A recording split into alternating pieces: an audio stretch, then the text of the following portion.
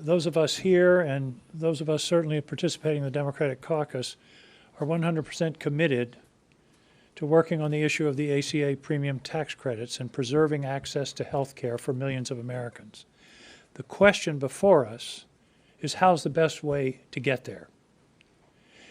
And it was our judgment after 6 weeks, going on 7 weeks of this shutdown, that path wasn't working.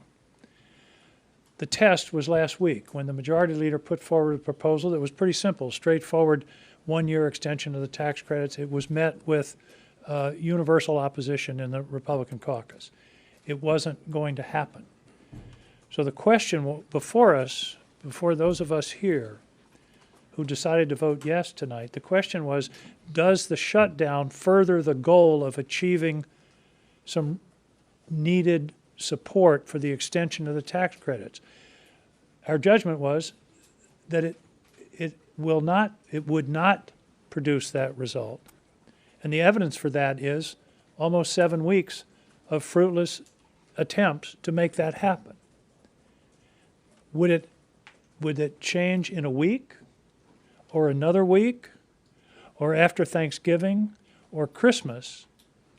And there's no evidence that it would. What there is evidence of is the harm that the shutdown is doing to the country. What it's doing to millions of federal workers, but also what it's doing to tens of millions of recipients of SNAP. This is a true crisis for those individuals. Soup kitchens can't fill the gap. Food pantries can't fill the gap. SNAP is an essential part of the food food provision program in this country. And so we were faced with a strategy or a series of steps that wasn't working to achieve the goal we wanted with regard to the ACA, but it was at the same time creating hardship and difficulty for millions of people across this country. So I believe that we are closer tonight to a vote on the ACA tax credits than we were this morning. Because part of this agreement, and you heard the majority leader on the floor today say he is committed to putting a bill on the floor before the second week in December that would be drafted by the Democrats concerning health care and the ACA. That is a big step, because otherwise there's no way for the minority to get a bill onto the floor of the U.S. Senate. It has to be through the office of the majority leader. So that was a major step to get the majority leader to agree to make that commitment tonight on the Senate floor. So the sum is we are closer to the possibility of work on the ACA tax credits for the people of this country than we were yesterday and than we were a week ago, 2 weeks ago, or a month ago. So this agreement tonight is a win for the American people. And it's a win for those people that are so insistent that I'm hearing from all the time, protect our health care. Our judgment is the best way to do that is to get a bill on the floor. Is there a guarantee it will pass? No. Is it a guarantee it will pass in the House? There is actually some very strong interest in the House, a possibility of a bipartisan bill and to get a discharge petition, and then perhaps we're on the way. And we have that expression from Republican senators who are interested in working on a bill that will deal with the ACA issue and perhaps additional health care issues at the same time. So what happened tonight is not the closing of a chapter, it's the opening of an opportunity. What the chapter it does close is the damaging shutdown that is only getting worse, that is only going to impact more and more people, and it's an opportunity for us to move forward on behalf of all of the people of this country on the issue of health care, but also on making the federal government function. Thank you.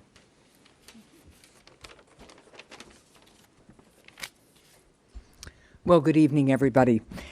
At a time when families desperately need relief, Washington's dysfunction is making life harder for families, and the last 39 days are proof of that. A record-long government shutdown paired with record-high health insurance cost increases is not the kind of history that the American people want Congress to make. Over the last several weeks, I've heard from Granite Staters who can't afford a doubling of their health insurance costs.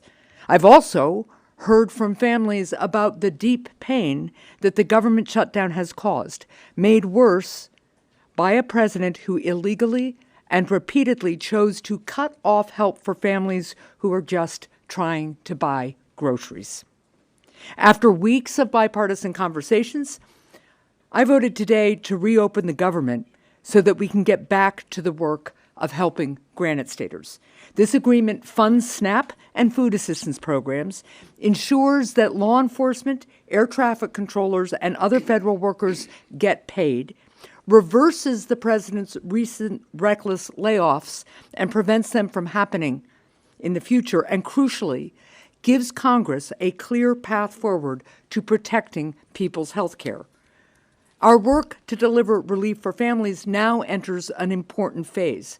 Congress has 1 month to engage in serious bipartisan negotiations to extend the Affordable Care Act's expiring tax cuts that help people afford their health insurance. And let's be really clear, part of what has been happening is the time period to make that meaningful extension of these tax cuts has been dwindling. We are getting closer and closer to the time in which families have to decide whether they can buy their health insurance or not and enroll in health insurance in this coming year. So my Democratic colleagues and I have been ready to work on this issue, on extending these tax cuts for months. With the government reopening shortly, Senate Republicans now finally have to come to the table. Or, make no mistake, Americans will remember who stood in the way. So I urge Speaker Johnson to finally return the House of Representatives into session and quickly reopen the government. And I urge all Americans in communities red, blue, and purple to continue to speak out about the importance of affordable health care so that families across America can get that critical care that they need. Thank you. Thank you. And I thank my colleagues for their good work. The vote tonight, and you've heard all of us talking about this, the vote tonight was crucial to open the government because too many Americans, hardworking individuals, seniors, children, were suffering. I know in Nevada, particularly that is based on a service industry, tourism and travel, we are doubly hit. Tariffs, bad policies of this administration, and the shutdown was having an impact on travel to our state and quite honestly across the country. But it wasn't just that. We have federal workers that were suffering. We have TSA agents. We have airport controllers. And we were seeing lines to our food banks in northern Nevada. These were lines that I hadn't seen since the pandemic. And the stories were horrific. Seniors in line needing food because they couldn't get access to the food that they usually would get at the federal level. One man came and refused to say who he was because he was embarrassed and said, "I shouldn't be here," but he needed the food. Mothers coming to the food bank to get food for their children. My colleagues know that opening the government was key to stopping that pain. But here's the thing. We can open the government and we can still fight to address this looming healthcare crisis. It is true. Right now, in our states and across the country, Americans are seeing higher costs, higher premiums for their Affordable Care Act. These are people that need access to healthcare. I have families that rely on the Affordable Care Act and these subsidies so that their children who have a rare disease can access their medication. I have small businesses who rely on the Affordable Care Act and the subsidies to help cover the costs for their employees. This is a fight that the Republicans need to understand is not just happening in Nevada, it is happening across the country in every state, including those red states.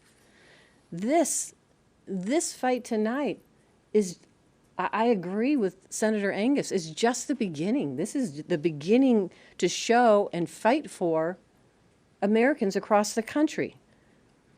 Let me just say this, with the government open, we can focus on passing a full bipartisan budget for 2026 that starts with a minibus that will restore funding that President Trump cut. It delivers millions of dollars in critical funding to states like Nevada, all across the country. And it, you will hear, blocks the administration from future rifts. We have an opportunity also to put Republicans on the record on the ACA. Are they committed to doing this? Are they committed? Leader Thune said he would come to the table on a health care once the government was open, and now he must follow through. If Republicans want to join us in lowering costs for working families, they have the perfect opportunity to show the American public. I expect Republicans to be at the table in the next few weeks. I expect the White House to be at the table, and if they do choose not to come to the table, they can own the disastrous premium increases that will continue to rise. They will own the fact that Americans across this country are going to lose access to health care. We were elected in the Senate to work on real solutions that help working families. It's our responsibility to work not only here amongst ourselves, but across the aisle to solve these problems for the Americans, make their lives a little bit easier. And that's what we have done tonight. Mm-hmm. So, hey, everybody, I'm the cleanup hitter because I joined this group I joined it 48 hours ago, not for lack of interest. And I got to applaud Jean Shaheen and this group because they have been having open meetings that anybody could participate in on negotiation. But I had my hands full focused on the Virginia elections until Wednesday morning. And as soon as that was over, I have now engaged with a particular purpose in mind. I knew the Democratic appropriators, led by Patty Murray, were going to do the very best job they could to get these three approach bills queued up and moving forward. A bill, for example, that has very robust SNAP funding, very robust funding for the VA. I had confidence in that. And I had confidence in these guys that they were going to get the best possible deal they could get from Republicans on the ACA. We were in a situation where SNAP recipients were suffering, and there was no guarantee we would ever get to an ACA solution. Now we've got robust SNAP funding and a guaranteed vote, not a guaranteed outcome, but a guaranteed vote on ACA tax credits. But I engaged on the issue that I've been talking about for a month on the floor to Senator Thune, Katie Britt, Lindsey Graham, James Lankford, anybody who would listen to me on the Republican side. I've said what I need in Virginia, with 320,000 federal employees who live in households that probably encompass nearly 650 or 700,000 residents in my state, I need a moratorium on mischief. My Virginians have been suffering under this administration. The shutdown started on January 20. I need a moratorium on the punishing of the federal workforce. That's what I need.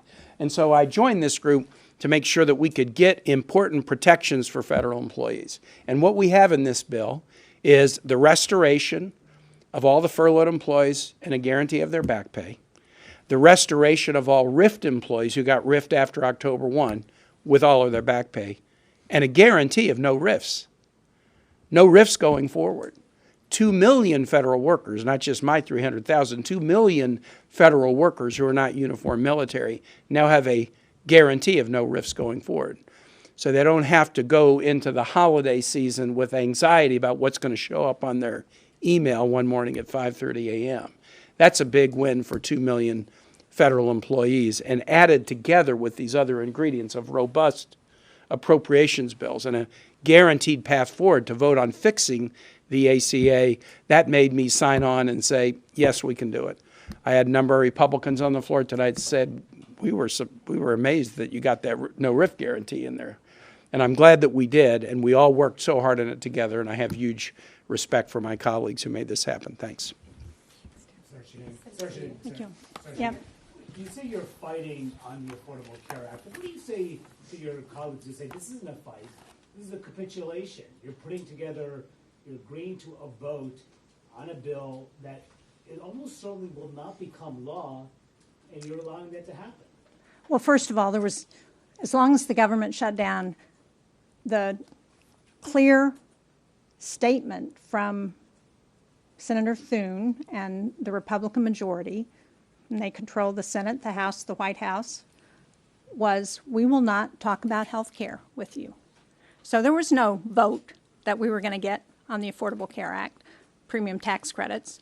We have a guaranteed vote by a guaranteed date on a bill that we will write. Not that the Republicans will write, although I do think it's important for us to engage with them because we need a bipartisan bill that we know is going to get enacted to provide the relief that Americans need. And I think there's a commitment on the part of many of our colleagues to do that. But there's no guarantee this will become law. There was never a guarantee that it would become law. Just to follow up on that, Senator, because You wanna we add? understand that this vote will happen, but a vote on extending the tax credits, it does not guarantee that it's going to happen. So how do you explain, though, to your constituents why it was worth it to put up this fight for so long when in the end you did not get your key demand? Because it wasn't working. How long would it take to not get a response to say it isn't working? In other words, it's been 6 weeks. There's been the Republicans made it clear they weren't going to discuss the health care issue, the Affordable Care Act tax credits, until the shutdown was over. We tried to keep working that for 6 weeks. It didn't happen. The vote that we have, there's not a guarantee for sure. It's more of a guarantee. Here's the way I would put it. As I assessed it, there was zero chance of dealing with the ACA issue as long as the shutdown continued. Now, I don't know, 50-50, but there's a lot better chance now than there was this morning because nothing was happening and there was no evidence that another week or another 2 weeks or Thanksgiving or Christmas was suddenly the Republicans were to come to us and say, oh, we want to now talk about the ACA. If they weren't going to do it by now, what's going to change in the next 2 weeks that's going to make them do it? And that was really the assessment. I would say, right, as of this morning, there was a zero chance of having a work on the ACA. Now there's a measurable chance. Will it be everything that everybody wanted? No, because we need 60 votes. And so there's going to be a negotiation.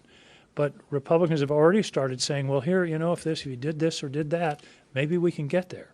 So I would take a reasonable chance against no chance every day. And the other piece is, we didn't really emphasize this, there are 3 important appropriations bills in this that would lock in SNAP for the rest of the year at a very substantial rate, plus other benefits. Veterans funding is guaranteed if we can get these 3 bills through. So there's a plus on that. And I think the odds are that we have a better chance of doing something about the ACA than we did not going into this. At some point, you have to decide, what is the best strategic step forward. And we believe that the evidence is that what we were doing wasn't working, and therefore, let's try something else. And the real question is, why would a president of the United States pit hungry children against sick children? And that is what President Trump has done. I mean, this is outrageous. We can't reach agreement on government funding, so the government shuts down, and even though the law is clear that he could fund SNAP benefits during a shutdown, he did not. And then he also said, and by the way, I don't really care if people's health insurance premiums get so high they can't afford their care. That's on Donald Trump. My vote today was to do 2 things, both equally morally important and imperative. One is to make sure that the government is functioning so that our kids eat, so that our elderly citizens eat, so that our air traffic controllers can get some sleep and earn money, get paid while they are working. so that our veterans are protected, and continue the fight to a realistic platform to get the premium tax cuts done. And if that is not successful, then shame on the Republican Party and shame on Donald Trump. But the American people will see who stands with them on health care and who does not. And that will be the platform of the next stage of the fight.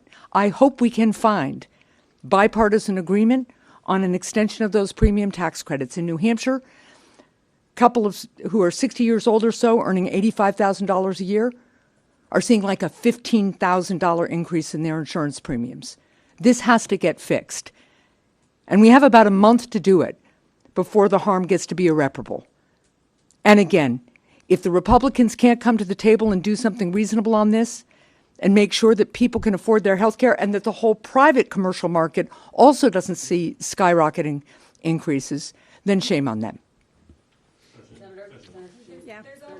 What do you say to the millions of Americans who are already in the Obamacare exchanges, seeing premiums skyrocketed, who were hoping because of what you all said that they would get answers on what their premiums would be now, but have to wait weeks longer since you've decided to open the government without immediate action on the subsidies? Well, as Senator Hassan said so well, the Republicans weren't providing any commitment or even a willingness to vote or a willingness to discuss extending the premium tax credits. We have the opportunity to do that now, and we will hold their feet to the fire. What do you do?